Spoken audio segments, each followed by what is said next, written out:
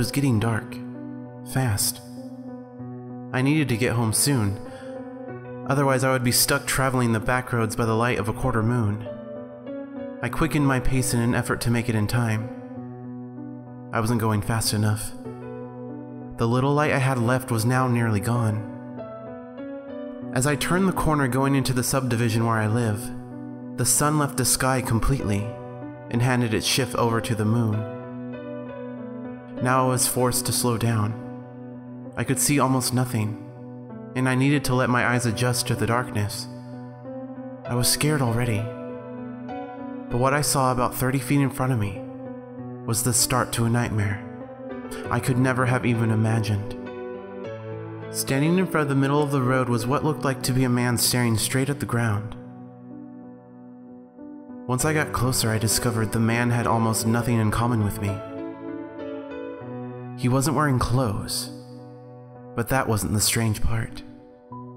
It appeared he was made of sticks, not sloppily with 3 or 4 sticks, but what looked to be thousands upon thousands of sticks, carefully placed with no gaps between them. I was still about 10 feet away from him when he revealed his final deformity. He slowly lifted his head to show a featureless face. The only human-like feature was 2 oval-shaped indents where the eyes should be. Him being in the middle of the only road forced me to walk right by him. I wasn't any more scared than I had been before, just curious. I continued walking towards him, his only sign of interest being that his head would follow me. Even though he had no eyes, it appears he still was capable of sight. It was time to pass him. I kept an eye on him to see what he would do as I briskly strode past him. Fortunately, he didn't take one step. He just shifted his body to keep watching me. I sighed with relief and kept going. I looked forward again and stopped dead in my tracks. There was more of them. This time there were 3 of them, standing in a driveway on the right. A little girl, a man, and a woman. I could tell they were not men, because they were wearing dresses, but being made of sticks that didn't flow, the dresses were rigid, reminding me of the women that symbolize a woman's restroom. I kept walking towards them, my eyes locked with the man's, and he and his family watched me pass. Once I had gone past them, I looked forward. They were everywhere, in driveways, standing in the road, and walking up and down the street. Some of them ignored me, but some of them took an interest and watched me walk. I chose one in particular to look at. It was a little girl, no larger than 3 feet tall, skipping towards me. I stopped and watched as she skipped right past me and disappeared into the night. I breathed a sigh of relief as that confirmed they were not in fact hostile. With a newfound confidence, I bravely strode down the road, ignoring them. Finally, I arrived at my house. As I strode down the driveway, I noticed that there was one stick man standing directly in front of the front door. As I approached him, I could see that this one was different. He was different in a way that both disturbed and intrigued me. He had a mouth and a lump on either side of his head that looked to be a crude ear. Now I was face to face with him, and he wasn't moving. I started to push him aside, when his arm shot out at his side, blocking my path. In a moment of frustration, I yelled, "What do you want with me?" Strangely enough, he replied, in a raspy voice that sounded like it had only been used once. "Nothing. Just to watch.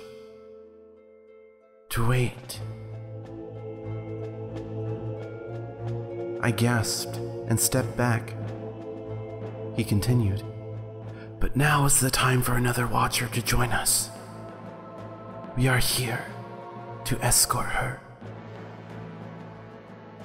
He then turned around, opened my door, and walked in.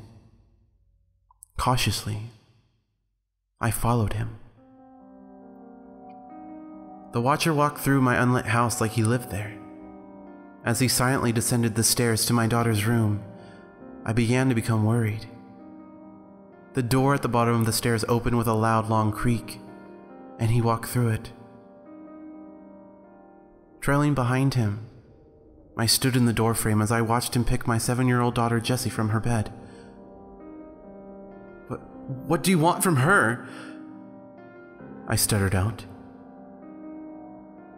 "It is her time," was the only reply I got. As he walked towards me, Jessie in his arms, I saw a change in her. She was no longer completely human. I could see that she was turning into one of them, starting at the extremities and moving to her heart and head. Her ears, nose, and eyes were slowly becoming lumps on her face. Maybe it was because of fear. Maybe I knew I couldn't stop him. But for whatever reason, I let the Watcher walk right out of my house with her. I stood there afraid and confused as the monster purposely walked out of my house with my daughter. I decided to follow him. He was already outside. Once my eyes adjusted, I could see that there were 2 lines of Watchers on either side of my door, leading all the way into the forest on the opposite side of the road. There being only one way to go, I walked down the funnel the Watchers had created and slowly caught up to my daughter's taker. As we reached the forest, I realized it was far too dense to continue after him. Right as he was about to disappear in the woods, I quietly said, "Why her?" The Watcher stopped dead in his tracks and gave me an eerily simple response. "She was alone," and disappeared into the black forest.